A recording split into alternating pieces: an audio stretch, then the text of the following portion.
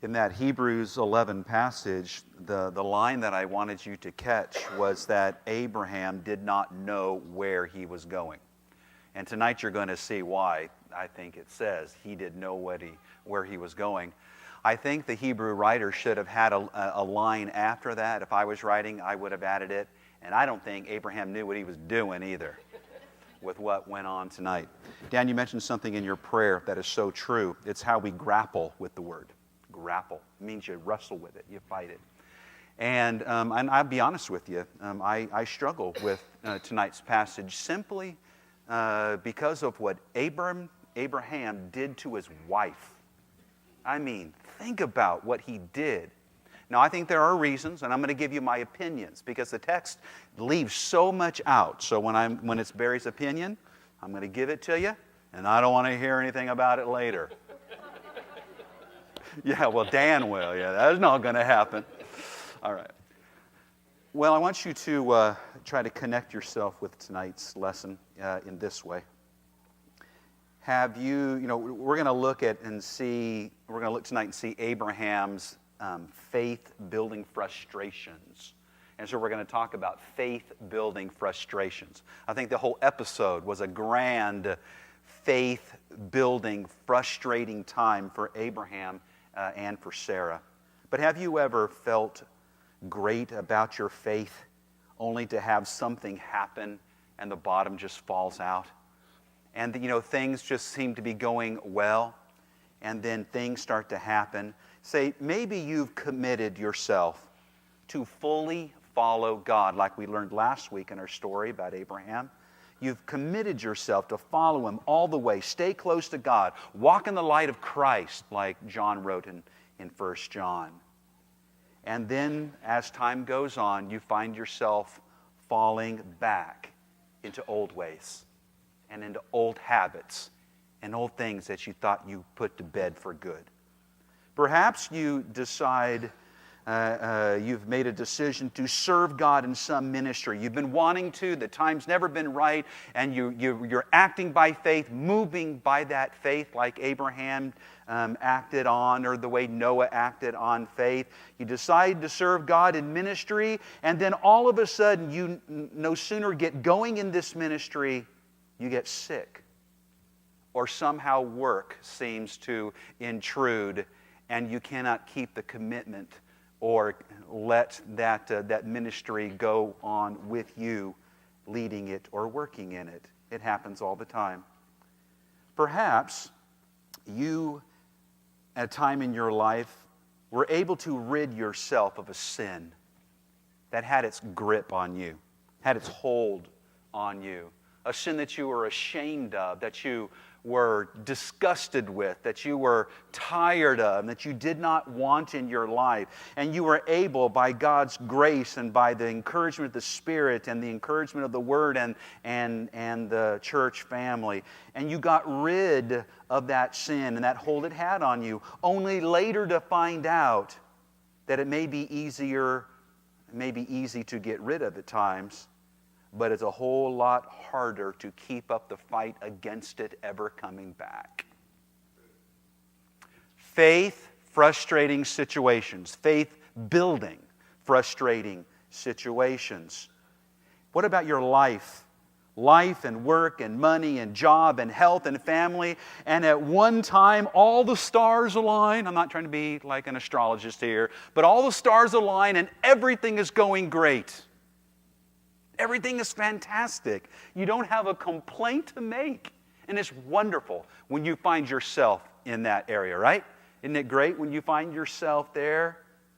And then crisis shows up. A letter comes in the mail.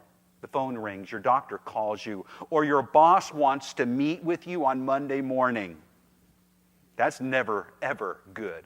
Well, maybe Fridays are worse if they meet with you on Friday night at 5 o'clock. Your life seems to be derailed, and your faith, again, is being tested. Well, this is what's happening to Abraham. Now, we just got started with him, and he just started his walk. He is going to see that his life of finding God and learning about himself and finding the real him, all of these are going to be a series of event after event and year after year, events that he and his wife are going to go through to build his faith, to help him look to God, to trust God in all things, and to obey God and do what God wants him to do. It happened to Abraham not long after he first obeyed God and started walking to the land that God was going to give to his descendants. And the crisis came quickly. In Genesis chapter 12 and verse 10, the text simply says, there was a severe famine in the land. Never saw that coming. Walking all that way and finally getting to where he needed to be, and then with the various journeys that he made around the area, the text says in chapter 12 and verse 10, they were met with a severe famine. Who saw that coming? I don't think Abraham saw that coming. I mean, what do you say then? Lord, what's happening? Or, Lord, what are you doing? Or, God, I don't understand. Or, what do you want from me? You ever talk to God that way? I think God's big enough to handle that kind of frustration. I want you to imagine what might have gone through Abraham and Sarah's mind when they found that there was nothing to eat. So when you read severe famine, read nothing to eat. All right? For them or anybody. I wonder in their mind if they were thinking, is this the blessing God was talking about? Is this what God was promising? Is this as good as it gets? Maybe Abraham was thinking, we came all the way out here for this? Maybe Sarah said it in a different way. You dragged me all the way out here for this? Oh, no, you didn't. Always wanted to say that in a sermon. I want you to keep in mind the timeline, because the timeline, I think, tells us everything that we need to know about what's going on with this man and his wife and Lot and the people that were wandering with him. Keep a timeline in your mind, because they have not been traveling with God all that long. They are just now only beginning to call on the name of the Lord. So their faith is in its infancy. And so when your faith is in its infancy, that means that you are not going to make the decisions that the old Abraham, full of years, like we have at the end of his story, and the great man of faith, Abraham is, the younger Abraham is nowhere near the Abraham of old, when he was old. That's why we have these weird decisions that Abraham seems to make in this very scary and strange time. He was in the infancy of faith. So, what's Abraham going to do about this severe famine? I think the answer is whatever it takes. Whatever he thinks he can do. He's going to man up. He's going to take care of the people that he's in charge of. And he's going to do what he thinks is right. Will it be a mature and faithful decision in this desperate situation? I doubt it. I doubt it. How could a man with little or no faith make a good, strong, faithful decision? He doesn't know how yet. He doesn't know how to trust God yet. He doesn't know to look to God even in things like this. You have to learn that. How do you learn it? You live a long time following God. And you go through hard things to get yourself there. Now remember this. The timeline is important, and the individual is important, and the people who are with him. Abraham was a traveling nomad, and with a caravan full of people and full of animals, all with hungry stomachs and thirsty mouths, needing what was in very short supply. They needed food and water, and they needed it now. Brothers, have your wives ever looked at you and say, whatever you have to do, you get some money in this house? It's happened to me twice in my life. Once when I had this brain-dead, brainless idea of my wife just had Andy, she's a stay-at-home mom, and I figure I can do better on my own than working for my now former boss. There was no work to be had. It did at first. It was great. It was great. We slept in. We took naps. Oh, man, it was great. And then the recession hit Southern California after it hit everybody else. And finally, I was not making anything. And that sweet little wife of mine just says, whatever it takes, you need to bring, not, she wouldn't tell me to go rob a store or anything, but means work, Mr. Day. Second time, she'd said the same exact thing to me when we were in missions. And all the people in the churches, they were making promises to support us every month. And you know what? More than half of the people filled out a pledge card, and half of them didn't come through. Now, what in the world do I do? I guess I'm going to preach on Sunday and go to Home Depot at night. If I had to. Now, what my point is that people will do in a desperate situation what they are used to doing first. As they grow and learn about God and have faith, they will make better decisions and do smarter things. At this point in Abraham's walk with God, he is going to show us that he's going to make a very terrible and I think tragic decision when he goes to Egypt and what he did to save his own skin. Wasn't his best moment. Look at the text. Verse 10, now there was a famine in the land. Chapter 12, verse 10. Now there was a famine in the land, and Abram went down to Egypt to live there for a while because the famine was severe. Now the text is very spare. There's not a lot of words, not a lot of descriptions.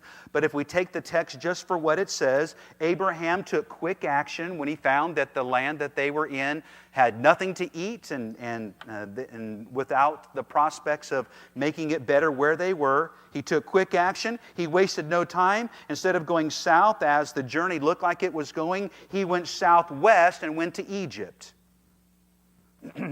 Now, what's different here? In our text that we looked at last week in verses 1 through 9, or the last 2 weeks, in verses 1 through 9, the differences in 1 through 9 and 10 through 20, I think, are stark.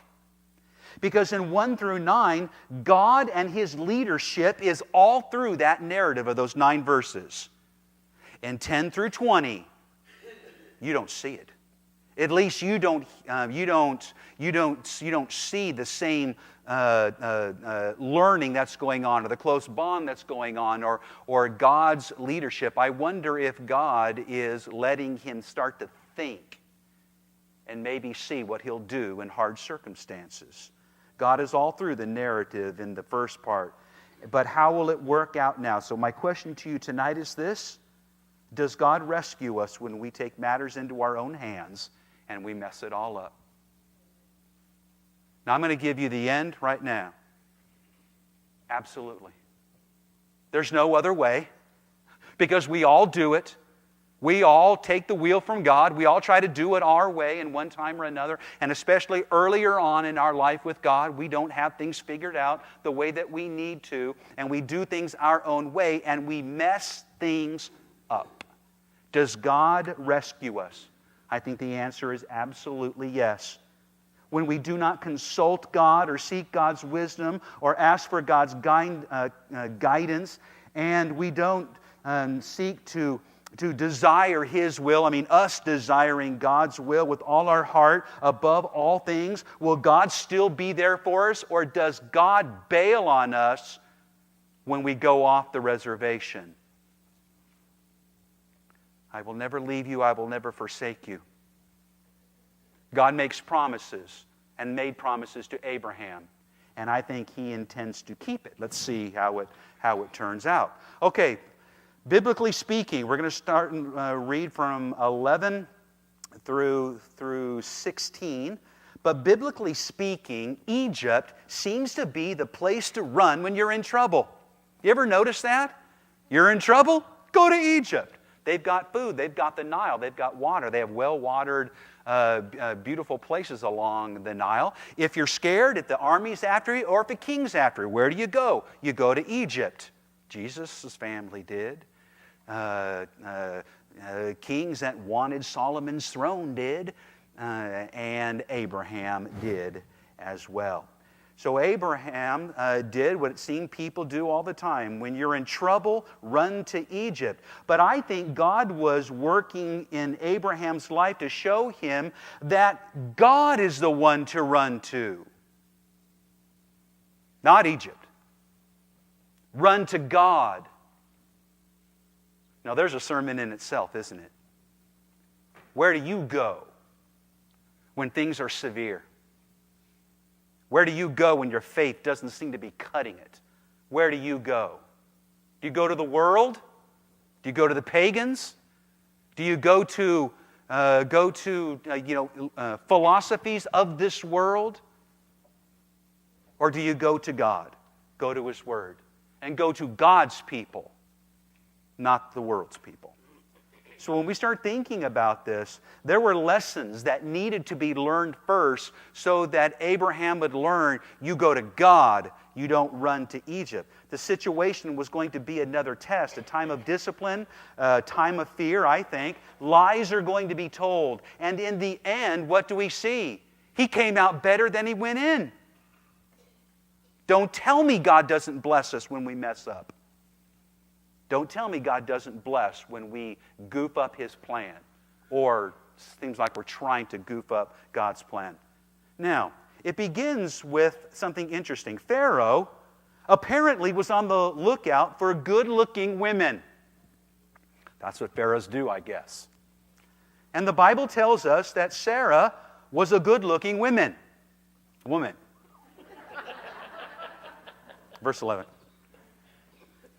As he was about to enter Egypt, he said to his wife Sarai, I know what a beautiful woman you are. When the Egyptians see you, they will say, this is his wife. Then they will kill me, but will let you live. Say you are my sister, so that I will be treated well for your sake, and my life will be spared because of you. When Abram came to Egypt, the Egyptians saw that she was a very beautiful woman. And when Pharaoh's officials saw her, they praised her to Pharaoh, and she was taken into his palace. Why? Why do you think? Why do you think? Verse 16. He treated Abraham well, i.e., paid him well for his wife, not his proudest moment. For her sake. And Abram acquired sheep. So what's the going rate for a beautiful woman?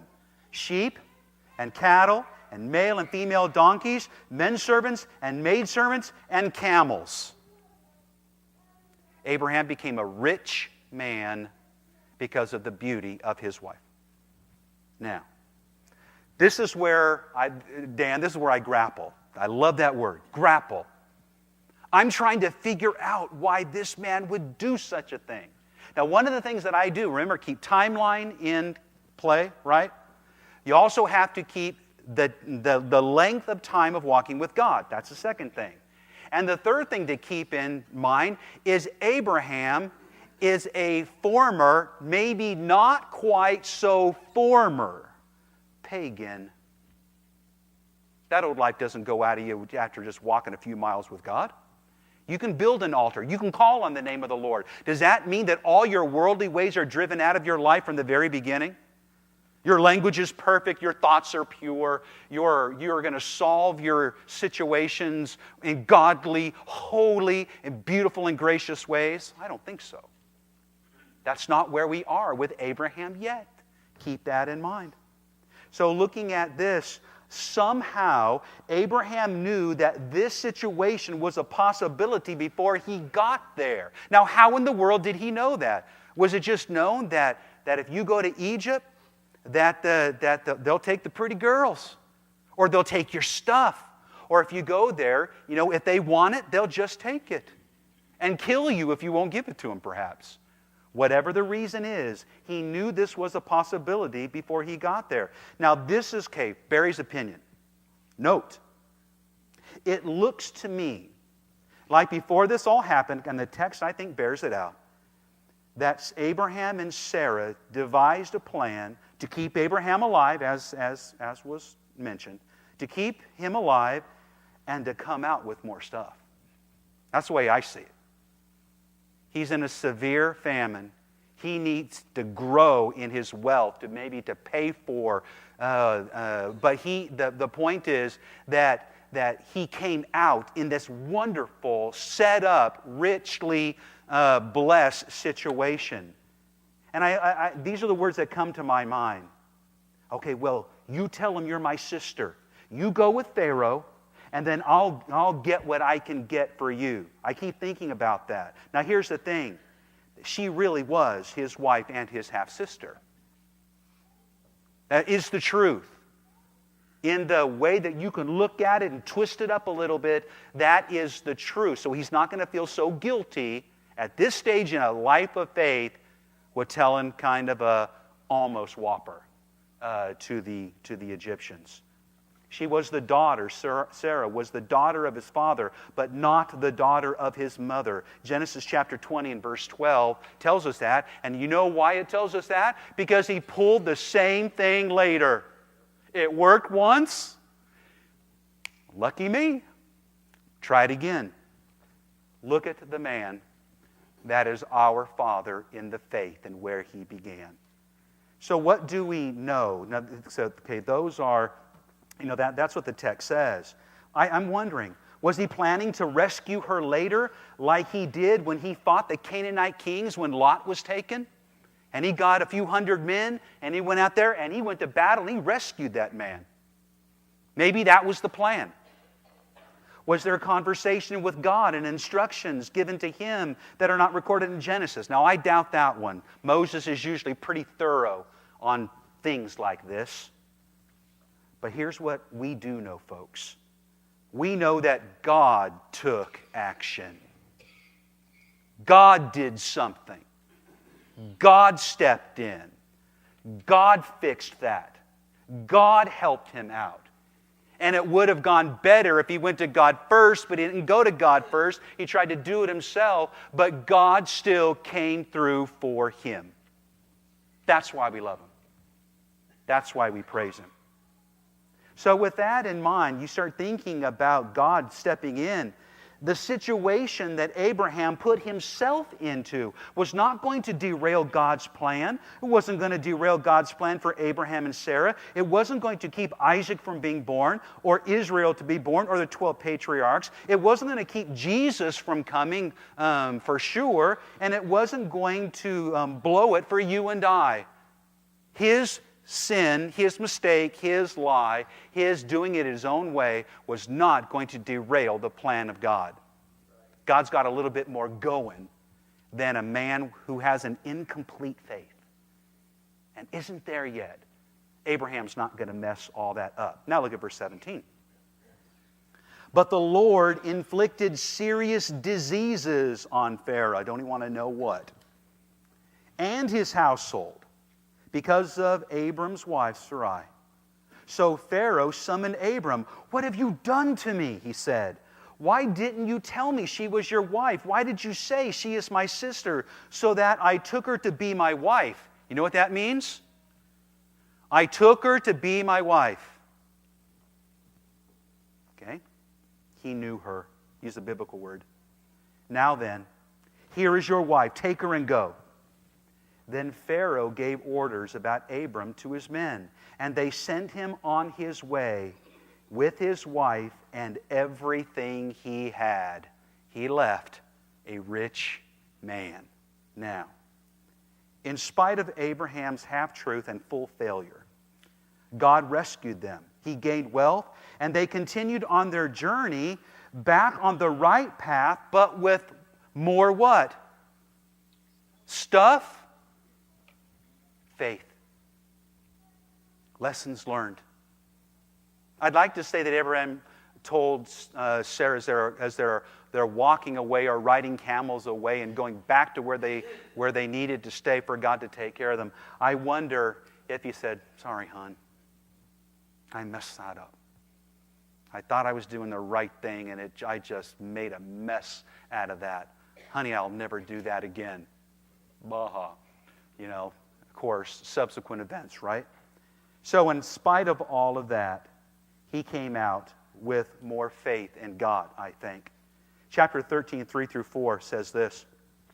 Chapter 13, 3 through 4. From the Negev, that's the south. So they went from Egypt to the Negev, which is the south of Palestine, going down into the Gulf. From the Negev, he went from place to place until he came to Bethel. Remember that? Remember Bethel? To the place between Bethel and Ai, where his tent had been earlier, and where he had first built an altar. There, Abram called on the name of the Lord. You know what's interesting to me? That Abraham ends up back where he originally pitched his tent and where he originally built that altar to God. And then the text says, he calls on the name of the Lord. And the way I look at it, something he should have done in the first place. Buddy, you should have called on the name of the Lord before you took the southwest route to Egypt. Egypt is not your help. God is your help. God is the one. There are some principles here, I think. Now, the principles I think that we need to learn in our walk of faith are these. Before Abraham took matters into his own hands, maybe God did have a plan to miraculously feed him and water them. Before he even gave a chance for God to do what we've seen God do. How many times have you seen in the Bible where God takes care of you when you have no food, you have no water, you have nowhere to go, your back is against the wall, and you think you're going to die? How many times has God done something miraculous? And he didn't even give God the chance because he made his own mind up first. This would have built trust in God without having to go through with the Egyptian fiasco. Ooh, no, there's a lesson. Call on God first before you make a dumb decision that will mess you up or your family up. Call on God first. Pray to God first. Look to Him first.